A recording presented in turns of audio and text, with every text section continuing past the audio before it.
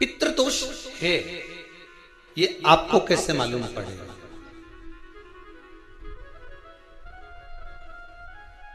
पितृ भूखे हैं, इसका तो वर्णन हमने पहले कर दिया कि रात्रि को जब आप सोने के बाद में 1-1.5 घंटे बाद अगर आपकी नींद खुल जाए, 1 घंटा 1.5 घंटा आप सो लिए, उसके बाद जो नींद खुली तो 1-1.5 घंटे तक अगर आपको नींद नहीं आ रही है, रात्रि को सोने के बाद में 1 घंटे बाद जब उठे तो आपको प्यास लग गई, भूख लगने लगी, प्यास लगने लगी कि मेरे को पानी पीना पड़ेगा, घबराहट हो रही, पानी पीना पड़ेगा। 1-1.5 घंटे सोने के बाद अचानक नींद खुले और आपको प्यास लगे, समझ लेना आपके पितृ भूखे हैं और प्यास है। इन नदी में, सरोवर में, कुंड में, बावड़ी में, तालाब में, आप तीर्थ में जाकर जब स्नान करते हैं तो स्नान करने के बाद एक काम का नियम बना लो कि अपने हाथ की अंजलि में जल लेकर अपने पूर्वजों को देना। 3 वृक्ष पितरों के तुल्य हैं। नैमिषारण्य की कथा में भी कहा था 3 वृक्ष पितरों के तुल्य हैं। पहला पीपल, दूसरा वट वृक्ष, तीसरा बेलपत्र का वृक्ष। ये पितरों के तुल्य हैं। अगर आपको रात्रि में नींद नहीं आ रही है, ऐसा लगता है कि रात्रि को 1 घंटा 1.5 घंटा सोने के बाद कुछ गलत गलत विचार आने लगते हैं, नींद सुबह 3 बजे तक 4 बजे तक नहीं आती, 4 बजे के बाद फिर नींद आती है, तो एक प्रैक्टिकल जरूर कर देखना। एक प्रैक्टिकल करने में क्या जाता है, प्रयास करने में क्या कुछ जाता है?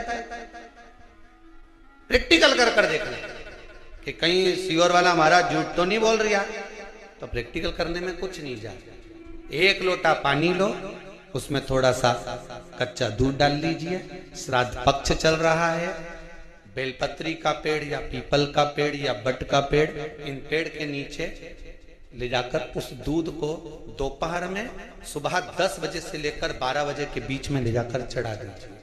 रात्रि को फिर ना आपको प्यास लगेगी ना भूख लगेगी, नींद एक बार लगी तो सुबह ही खुलेगी। प्रैक्टिकल करने में क्या जाता है? पानी डालने में तुम्हारा कुछ जाएगा? अरे बोलो तो सरी। हाँ मैं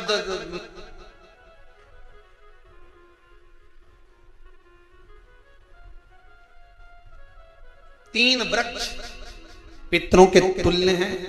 पहला जम के बोलिए पीपल, दूसरा वट वृक्ष, तीसरा बेलपत्री का वृक्ष। 3 पीपल के वृक्ष में 52,000 ब्राह्मण एक साथ निवास करते हैं, इसलिए पितृतुल्य। बट वृक्ष ब्रह्मा जी के मस्तक से बना, इसलिए पितृतुल्य। और बेलपत्री का वृक्ष माता पार्वती जी के अश्रु से बना। जब आंसू गिरे थे माता जगत जननी जगदम्बा पार्वती के, उस समय पर पितृलोक में हलचल उत्पन्न हो गई थी। हमारी नातिन की आंख में आंसू कैसे आ गए? मैत्रों की नातिन, इसकी अश्रु कैसे गिर गए?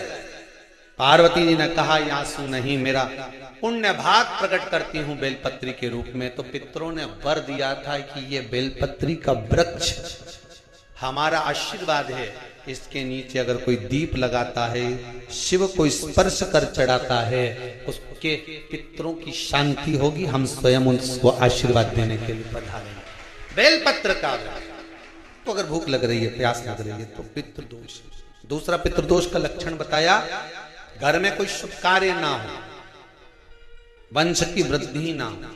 1 रुपये कमाओ, 1.25 रुपये खर्च हो रहे हैं, पैसा 10 जगह से कमाई आ रही है पर घर में टिक नहीं पा रही, आया गया, पितृदोष। जरा सी कटोरी पड़ी है उसके पीछे विवाद चालू हो जाए, पानी ढुल गया उसके पीछे विवाद हो जाए, या छोटी छोटी बात में घर में क्लेश मचा हुआ है, पितृदोष है। समझ लो हमारे पूर्वज हमसे खुश नहीं, प्रसन्न नहीं। कोई कहता है गुरुजी श्राद्ध बड़े बेटे को करना चाहिए कि छोटे को करना चाहिए? शिव महापुराण की कथा कहती है, अगर जायदाद का पूरा हिस्सा बड़े ने लिया हो और तुमने अपनी माता का दूध ना पिया हो तो एक ही को कर लेने दो। अगर माता का दूध पिया है और अगर एक अंगूठी भी ली है, जरा सा एक कपड़ा भी अगर सास का लिया है, तो श्राद्ध तो तुझे करना ही पड़ेगा, करना ही पड़ेगा। तूने मेरा दूध पिया है तो बिल्कुल जम के तो बोलो। अगर तुमने उनका कुछ खाया है तो अब एक काम और हो सकता है, गुरुजी वो श्राद्ध अगर हम नहीं करें और बड़े भैया करें और हम उन्हीं के यहाँ चले जाएं तो चले जा, मना कौन कर रहा है? पूड़ी का तेल तू ले जा, खीर का दूध 2 थैली तू खरीद के ले जा। जितना वहां वो सेवा करे उतनी सेवा तुम करो। गलत है क्या? जायदाद का भी तो हिस्सा किया था। सुई की नोक के बराबर नहीं धुआं ने, ईंट इधर खसकी है तो हमारी इधर खसका दीजिए। हमारी बसियत में इतना लिखा है तो फिर बसियत में ये भी लिख के जाना चाहिए था। मैं तो कहूँ सबके तुम डरो मत ही रहे एक भी। जब छोरा छोरी के जब सब सामान प्रॉपर्टी दो ना, जमीन दो ना, जायदाद दो ना, सारा सामान छोरा छोरी के दो, तो उनके लिख के भी जाओ कि हमारी श्राद्ध कर दे अच्छे से, नहीं तो भूतड़ी बन के सताऊंगी। बोलो ईमानदारी से बोलना, कितना दिया? ढेरों। और एक बात बहुत अच्छे से कहूंगा, आप लोगों के जीवन में उतरे। अगर मायके में भाई, मायके में भाभी, मायके के लोग अगर आपके माँ बाप का श्राद्ध नहीं करते हैं तो बेटी भी अपने माता पिता का श्राद्ध कर सकती है। उसने भी दूध पिया है अपने माता पिता, पर वो श्राद्ध का भोजन कौन कराएगा? बेटी का पुत्र हो, बेटी की पुत्री हो, वो करा। और नाम वो नाना नानी का करे। अगर वो नहीं कर रहे हैं, वो नहीं समझते, वो नहीं जानते, तो आप करो,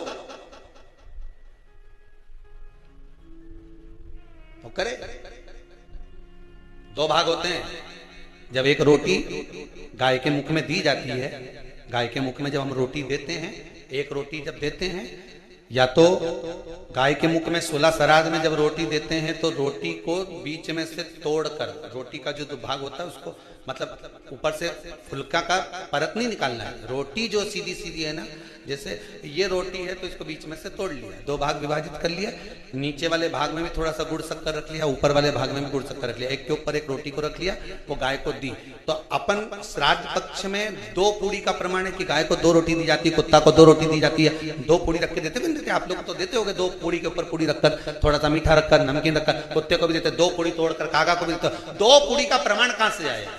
2 भाग रोटी के टुकड़े का प्रमाण कहां से आया? श्राद्ध पक्ष में ही ऐसा क्यों किया जाता है? बाकी के समय पर तो कोई ऐसा 2 पूड़ी का प्रमाण नहीं, पर श्राद्ध पक्ष में ये क्यों कहा जाता है कि पूड़ी के ऊपर पूड़ी रख दे, उसमें मीठा रख दे, खीर शक्कर रख दे, गाय को दिया, कुत्ते को दिया, कागा को दिया, ऐसे क्यों कहा जाता है?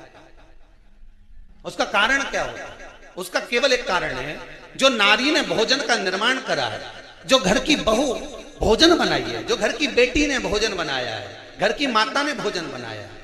महाराज, पिता पुरुष एक कुल को तारता है, बेटी 2 कुल को तारती है। जब श्राद्ध पक्ष में 2 भाग रोटी के कर कर गाय को देती है तो 1 भाग तो उसके ससुराल वालों को मिलता है। जब गया जी का पिंड होता है तो नाना नानी सबका स्मरण कराया जाए। 2 भाग तो है नहीं कि 2 पूड़ी क्यों रखते हैं, उसका कारण वर्णित है शास्त्रों। दोनों पक्ष था, दोनों पक्ष का स्मरण कराना। महाराज बिंदु प्रेत योनि में पड़ा, चंचुला देवी उनके मोक्ष का प्रयोजन कर रही है, प्रयास। क्या करा जाए कि इनको मोक्ष मिल जाए? कहा शिव महापुराण की कथा। पार्वती मैया की सहेली बन गई और पार्वती मैया ने शिव महापुराण में प्रेत योनि से मुक्त होने के लिए कहा। तुमरुका जी के यहाँ जाओ, देवऋषि नारद के पास जाओ। नारद जी ने तुमरुका जी के पास भेज दिया। क्यों? नारद जी जानते हैं मैं कथा नहीं कर सकता, मैं कथा सुन सकता हूं पर कह नहीं सकता। कहने के लिए मुझे बैठना पड़ेगा, सुनने के लिए हो सकता है कि मैं चले जाऊं, वापिस आकर बैठ जाऊं।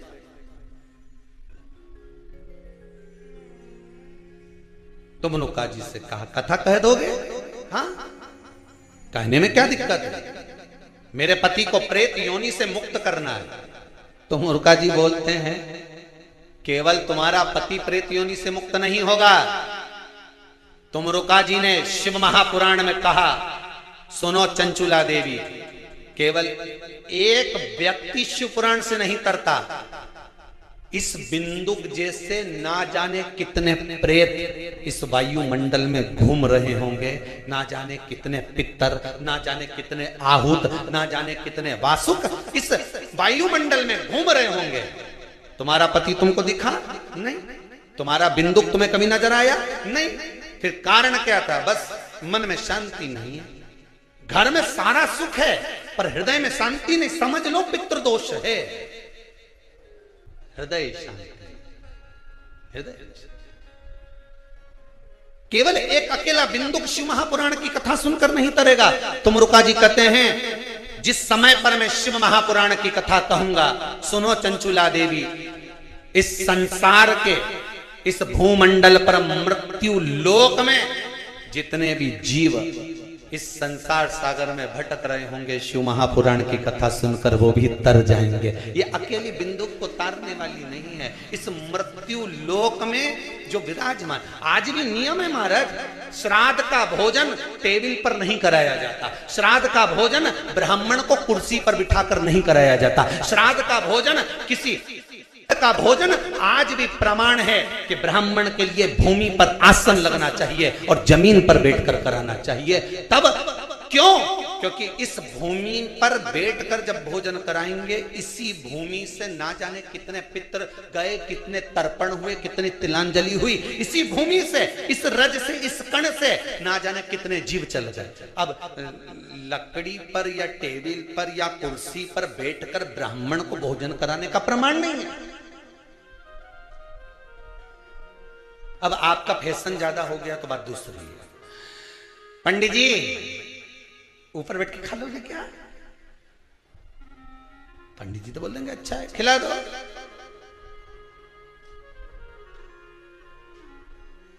ऊपर बैठ के क्यों? वो झुकने में थोड़ी सी कमर लचक जाए, क्योंकि खीर परसेगी तो झुकना पड़ेगा। अब ब्राह्मण अगर भोजन करने आसन पर बैठेगा, तुम अगर थोड़ा झुककर परसोगे, ब्राह्मण के सम्मुख में आप थोड़ा सा भोजन कराते समय झुकोगी। जरा विचार करिए, यशोदा मैया के घर में संतान नहीं थी। यशोदा जी श्रावण के महीने में श्रावणी करने आए हुए ब्राह्मण को मात्र खीर परोसने के लिए गई थी। 52 साल की उम्र थी, संतान का सुख नहीं दिख रहा था, खीर परोसने के लिए गई। उतनी देर में ब्राह्मणों ने देखा इनके घर में संतान नहीं है, पुत्र भव कह दिया। और यशोदा जी के पति श्री नंदलाल नंदराय जी कह रहे हैं कि बाबा मैं 60 का या 55 की, बाल हो गए धोले और तुम कह रहे हो पुत्र होगा, कहां से होगा? ब्राह्मण कहते हैं ब्राह्मण जब भोजन करता है, भोजन करते समय जब वर देता है, वो वर गलत नहीं हो सकता, कहीं से भी आएगा पर छोरा तो आएगा। और आया, कहीं से भी आया पर पुत्र आया, क्योंकि आशीर्वाद दिया था। श्राद्ध पक्ष का भोजन टेबल पर नहीं, कुर्सी पर नहीं, श्राद्ध पक्ष का भोजन ब्राह्मण को आसन लगाकर जमीन पर कराना चाहिए, भूमि पर।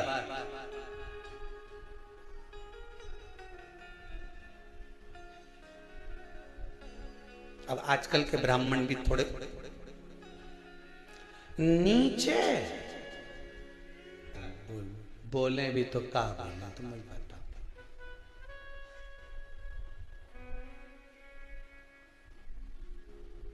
थोड़ा सा भाग भूमि का हो महाराज। तर्पण तिलांजलि सब भूमि पर। हम तो जो जजमान हवन करने के लिए भी जो जजमान लोग नाम लिखाए हैं पितरों के लिए, तो हम उनको भी कहते हैं कि कुर्सी पर बैठकर आहुति छोड़ने से अच्छा है आप बैठो मनानी पर, पहले सबसे पहले भूमि पर 10 मिनट बैठो, पर बैठकर आहुति छोड़ो। उसके बाद भले आप स्टूल लगाओ कुर्सी लगाओ आपकी मर्जी, पर 10 मिनट 5 मिनट तो आप भूमि पर बैठो उन जीवों के लिए।